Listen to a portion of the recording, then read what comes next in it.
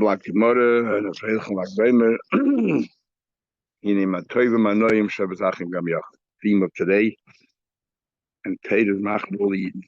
So we are up to in second Pedic in Daf Tezvav, and we are going through. We said that if somebody was Tamei and enters the Beis Hamikdash and he forgot, he forgot, then remembered, he brings a carbon.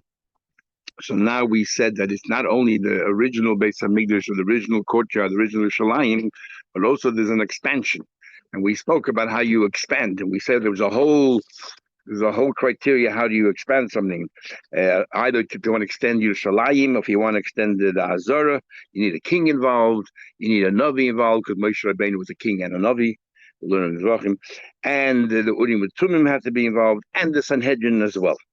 But apart from that, they took two Toidas and they sang, and the Bezin was following. So now the Gemara is going to go through each one of these details.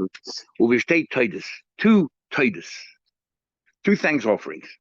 So the Gemara, Shtei Toidas, when we say two Toidas, Belachman, we're talking about the bread of the Toidas, V'loi Bipsaran. We're talking about, every carbon Toida, you brought with it 30 matzahs and 10 loaves of bread. And so you have to bring two of the big ones, two of the big loaves, as we'll see in a minute. But we're not talking about the actual animal itself. So how do you know? Shtei Toidas, L'chayra, sounds like two animals. You take the animals, you walk around. It says in Pasuk, talks about Ezra and Nehemiah when they decided to rebuild the Beis Hamikdash. So it says over there in the Pasuk that he says that he took with him on top of the wall. He said, he took with him two large Titus.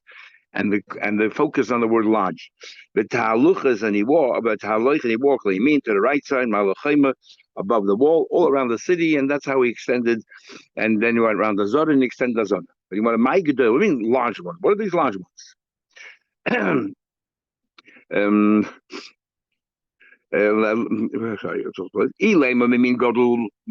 means that what? You took, let's say, oxen or cows in for the carbon to the name of Podim. Then just say Purim. If you're talking about taking the largest pieces, not sheep or lamb or rams, but something bigger, so just say you took, cows. Or meaning within whatever species they took the largest ones. As if to say, we went out of our way to look for the largest one. You think the Abish really cares if it's the largest, not largest? But Tanya, didn't we learn? Nema, it says by regarding an oil of a behemoth, says the Abisha has pleasure from it. Regarding an oilus, so those who cannot afford an animal, but they bring a bird, it says again, Isha. And by Milcha, those who cannot even afford a bird, they bring a flower offering, says the same word, Isha. It comes to teach you, Sha'echad Hamarbe, Ve'echad Hamamit, doesn't matter how large or small. The main thing is that you're doing it L'Shem Shemayim. So why are we bragging Gedolos? Even though Taisa already says we have a concept called Hisnol, fun of the mitzvah you should try to beautify, and we actually had just a short time ago by a Parah Duma, it says that if Imotzo no Acheres, not only you're allowed to bring the better Paraduma, as all the Rishonim say, it's a mitzvah to bring the better one. So it is a mitzvah to bring the best and the largest. Echad means, Echad means the best in your flock. But the problem is, why is he bragging about it? Why is he emphasizing Gedol? Why is he bragging? Even though we had an Rashi in Yuma, that it says that at the end of Yom Kippur, everyone came out and they showed their Sefer Torah to show who had the nicest Sefer Torah, who was biggest Mahadir.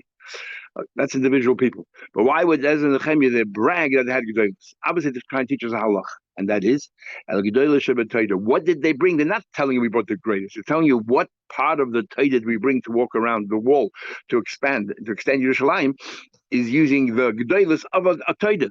What's the Gedolos within the Torah? The Chalas, and within the Chalas, the Chametz Chalas are the largest. Well, Mani Chametz. How do we know that? But now we look in the Mishnah, Hatoida Haisaba min Chamesh Sayin Yerushalmi Shein Sheish Midbaris. That in the Midbar they had one measure, and in Yerushalayim the measure became a fifth larger, and now what was 5 Sayin in Yerushalayim used to be 6 Sayin in the Midbar.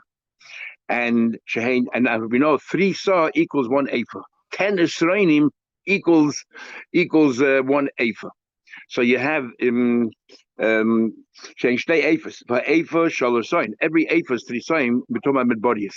So every apha is three sign midbodies. Esrim yisoran. So you have six saw in midbodies. Six saw midbodies is two aphas. Each apha is 10 Australians. So you have a total of 20 Australian that you use for a carbon tater. These are measures. Yisoran is a tenth of an apha. And an apha is three saw. Now, what do you do with these? So you have two lots of 10 Australian. What do you do with them? So asara lachmin, asara lacham is asara lamatzah. 10 Israelim, you divide the two, but you're going to make 30 matzahs out of one of these saranas, and you're going to make 10 loaves of chametz another one. What does that tell you? That each loaf of chametz is 3 times the size of the matzahs. Well, the matzah shloisha, meaning the 3 kinds of matzah, there's challah, a kick, and a bucha. Mixed oil in it, low pan, very little bit of oil in the pan, or a lot of oil in the pan, and you have different kind of matzahs. We only have one kind of chametz. So what do we see from here?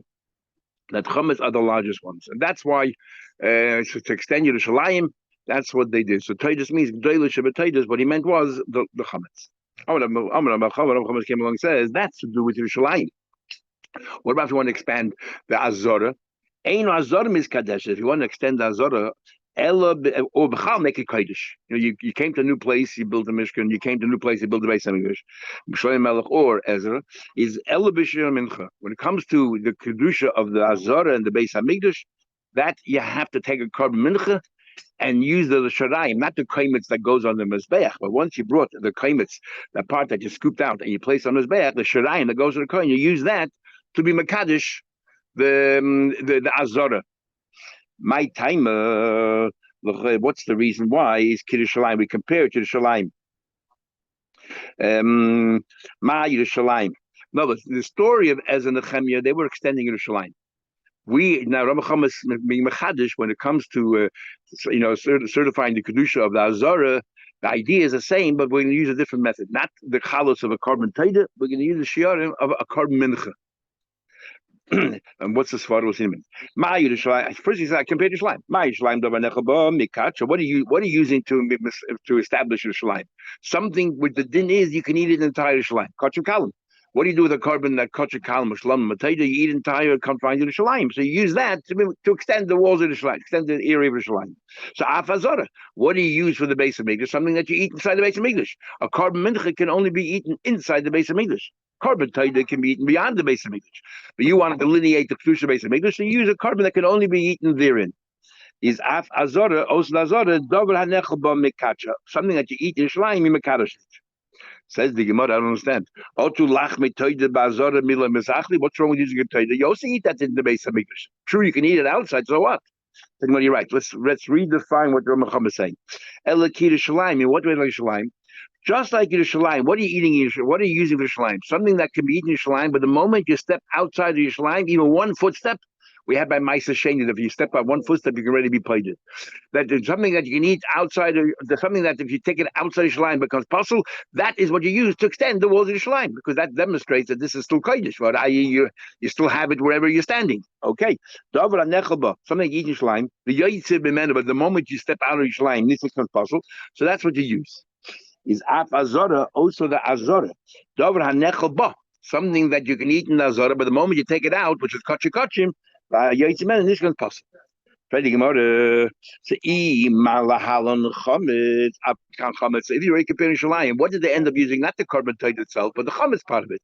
So maybe for the base of the mincha, you should use the chametz part of the mincha.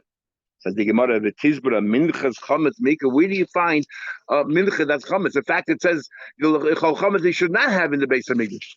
The Gemara said, but there are exceptions. It says lo yisei v'chametz. No mincha can be chametz. So the Gemara, v'chitayim, you're going to tell me. First of all, let's say the mechametz of shirayim. The chametz part is also is the kaimitz. That part that you scoop out and you put in his bag, lo yisei v'chametz. It shouldn't be chametz. Okay, but the shirayim that the kohen eats, maybe you have to turn that into chametz. Or you make it chametz. You put a sa'ir in there. You put something. Make it chametz. But the machul shirayim umikadosh behu, and that's what you use to mikadosh. That's other. But see, it says like seifer chametz, and we're going to in the next word of the pasuk is chelkum. It goes to the kohenim, but we're going to put a comma after the word chelkum, as if it reads like seifer chametz chelkum. That even the chelik that goes to the kohenim should also not be chametz. Even the chelik that goes to the kohenim should not become chametz. So Gemara says, "Alama lo." What do you tell me? There's no mincha chametz. What about Shavuos? Efsha the mekadesh b'shtei halechem. Besides the kvasim, the sheep that they used to shecht on Shavuos, they had 2 loaves of bread. Now the 2 loaves of bread were, the 2 loaves of bread were baked Erev Shavuos. Were baked Erev Shavuos, and but the chayv of Erev Shavuos isn't that lina doesn't become puzzle that stays overnight. So they didn't make it kodesh, even though we'll have a machlekes in the Gemara. Not here, but in other words, we're going to have a we're going to have a machlekes in the Gemara there, whether it's the tan or the oven that makes it kodesh. Then we have a problem. What about lina? Maybe it's against the cost, we'll see. Or is it when you shecht the sheep on Shavuos itself? That's when just like the karban toida. When does the chalas become kodesh? When you shecht the toida. Here also, when you shecht the sheep that are meant to go on the zbeach, that's when these chalas become kodesh. So let's say you take a part of those 2 chalas and use them to mekadosh. So you have a mincha and chametz. So it's exactly like in Yerushalayim, like as in the Chem you did. So the mother, Efshin mekadosh so what said about Sedes and Shavuos, Efshin, it's impossible. Hey, let's work it out. Nivan Yemetmoil, build the base Hamikdash yesterday.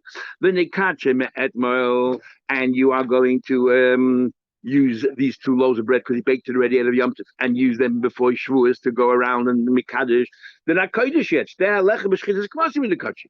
They don't become kodesh, they don't become sanctified, consecrated until you shech the kvasim. Nivanya me'etmoil. So should we build the base Hamikdash yesterday? Should we build the base Hamikdash yesterday and make it kodesh on Shavuos? You can't do that. Why not? Be'inan kiddush b'shas habinyan. We see just like by the B'shir Me'emaluyim. As soon as they finish building the Mishkan, the Mekadosh straight away. So we learn from there that you have to Mekadosh the very day you finish building. So if you finish building out of Shavuos, you have to do this kodesh to make it. You want to make it holy. You can't delay it by a day. You have to be B'shas Ma'aseh. But B'shas Ma'aseh, there's that lechem not kodesh. Excuse me. So what should you do? You're trying to find a case that you can find a korban mincha chametz. There's no korban mincha chametz except shtei lechem. But a shtei lechem, if it's out of Yom Tov when you finish building the base of Hamikdash and you want to use the shtei lechem straight away, because you have to when you time is building, but you can't because it's not holy. They're not kodesh yet.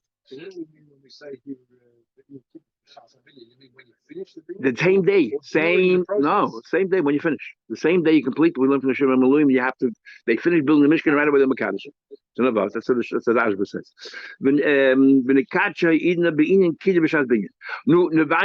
So let's be doichi the Yom Tov and be build and complete on Yom Tov, and then you have the Shtei Lechem, which is kodesh, because after you shech the sheep, the Shtei Lechem kodesh, and use that to make kedusha here in this new place, which you use for the site for the Mishkan or the first Mishkan, second Mishkan. When the Katz ain't binyan mikdash doichi Yom Tov, we learn out from the fact that the juxtaposition of Shmita Shabbos and the Mishkan that one is not doichi the other. You still have to say that Tishmairu. And it does, and Mishkan, even though once you have the Mishkan, you can bring Kabbalah and everything else, Shabbos, but not the building of the Mishkan. So Nishavka the Basar Hachi, what's the problem? Why don't we remember that the psul of Lina is only the following morning?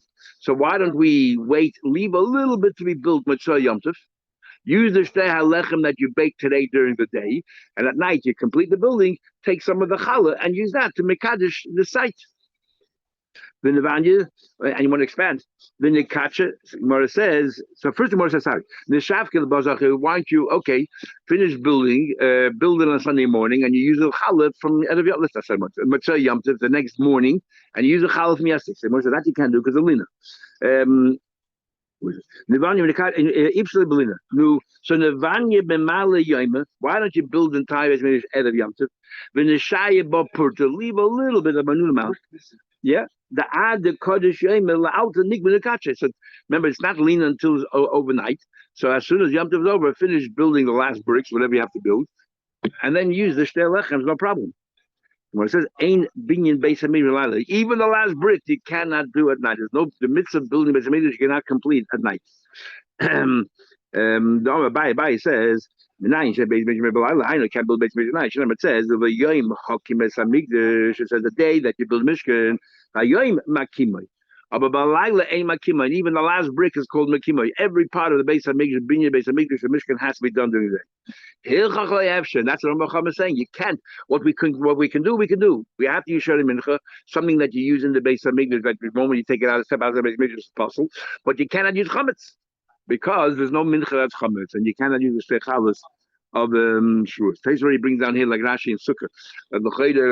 We talk about Yom Hanaf Kule Osir because we're worried that next year people are going to say, you're going to say first thing in the morning because we have no carbon anyway, you can eat. Then people are going to say, oh, but it's last year we did this, and maybe the basement will be built.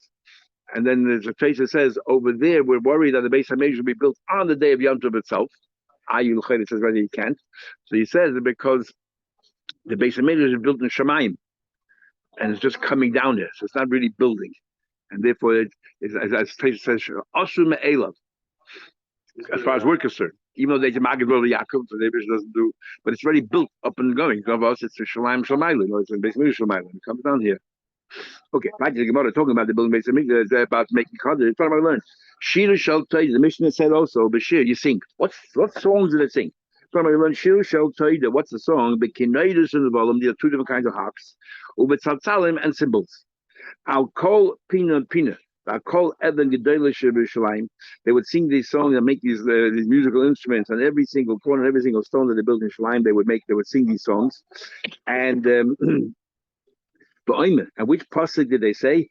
Are mimcha Hashem kidi lisani. So we're going to lift the Eibishter. The Shir Shapagoyim, they also sang the song of those who were hurt. We'll soon see what that means. Shir Shapagoyim, the song of those who had leprosy. Mandama, they're both saying the same thing, but they're describing it in a different way. Mandama, the one that says, we're talking about saying the capital of Yeshe B'Seisra Elyon, or part of it at least. The one who says that's called the Shir Mandam, the going to see it says V'nega lo yikabol lecha. So clearly that the Eibush did prevent V'nega from hitting you. So it's called Shir Shanegoyim. Mandam Pagoyim says nobody's going to harm you. So it's called Shir Shapagoyim. In a positive way, it's going to prevent these things from happening to you. It says you don't say the entire Yeshiva, you only say part of it, and only part of it because the Eden, when they were building the second base of English, the Goyim, the Samaritans, tried to stop them. As you know, they massacred to the king. They're mounting a rebellion, and they had a lot of trouble. As Nehemiah had to come down and describe all the trouble they had. So it seems from Rashi and some of the Rishonim that this was only, the Gemara is now talking about only the second base of Mikdash. Others learn that we're talking about all Bata Mikdash. They still said Yeshe B'Seisra. And then he said, other capital deal in Mizmor David, Hashem Mor Abud Sarah, how many stars I had, Adal Hashem Ayishul Amcha Zechasela. All of this sounds like they were more concerned about the anti-Semites and the trouble that they had, which is why some of the Rishonim say we're describing what happened when Ezra and Nehemiah came up there, because Shlomo Melech didn't have that trouble. Even though why not? They had David Melech just had one war after another. It's because Shlomo, right now, no guarantees in life.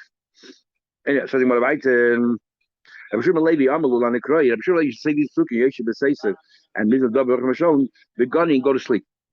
To protect him from sleep.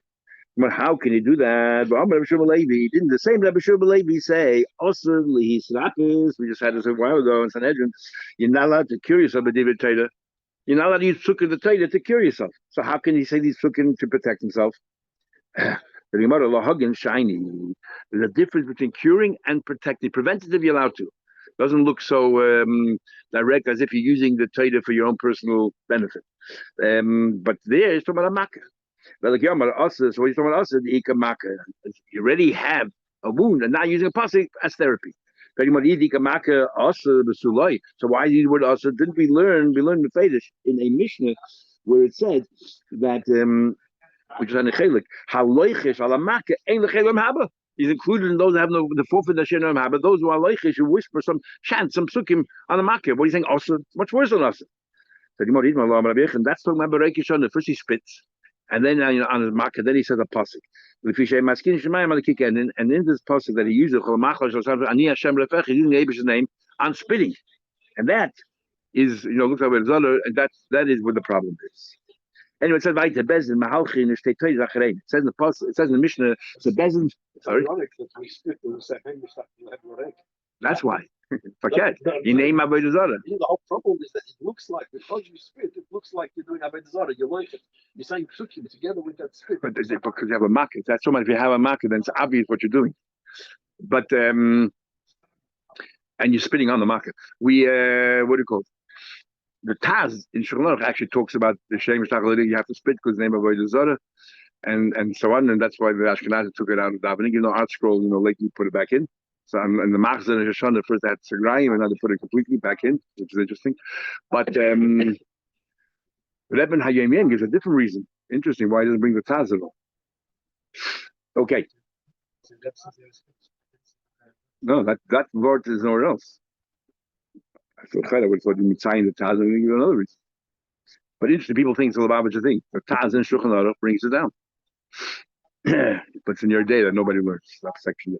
Okay, let's continue. Says the Gemara. So now what it says here, remember the Bezdin it sounds like the Bezdin walked, and behind them were the two Taitas. It says in the Pasuk, by as in the Chemia, where all this happened, it says that following them, following the Taitas, something else was Hoshaya, the Chatzisori Yehuda. No, the Sanhedrin followed the Taitas, not the other way around.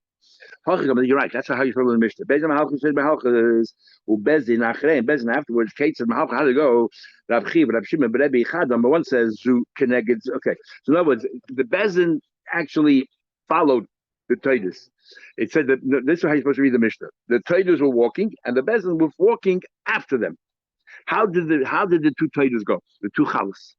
Kate said Mahalchus Rav Shimon, but Rebbe Machlek Rav Chiv and Rebbe's son Rav Shimon. Chadamazu Kenegedu, two side by side. And the Chadamazu Achza, one behind the other, like a queue.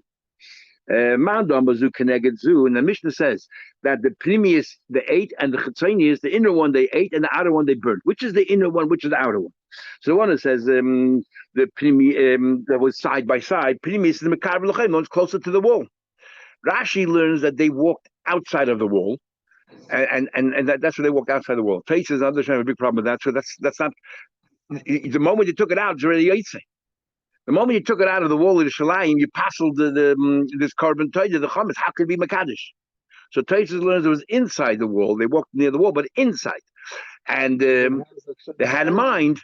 They still walked around the perimeter, and they had in mind to go another 20 amas, whatever it is. That's what they're doing. Other Rishonim say that Rashi is right, it was outside the wall. But when is it possible if you took it out? If you took it out in order to be Makadosh, then it doesn't become possible. Okay, or it's like an Im Basachas. As you're walking out, it goes with you. Now, so which is Primis, which is Chatzonius? So the Primis is the one next to the wall, and walking side by side along the wall. So the one next to the wall is Primis, even though you would think it's Chatzonius, because Primis goes closer to looking at the wall, and that's your focus now to extend that. So therefore, the Primis is the one next to the wall. Chatzonius is the one away from the wall. Or the one who said they were walking in a line one after another. Primis is Hach the Mikar Bezin, not the first one. It's the second one behind, because it's closer to the Bezin, because Bezin are part of the ones who established that Kedusha. So the Primis is the one closer to Bezin. So Gemara says, Mishnah Primis nechelas v'achitzonis, that for the inner one you ate, and the outer one you burnt. So basically, the one that says Zuachazu, if it makes sense. Primis nechelas. Why the Primis you can eat, and the outer one you can't?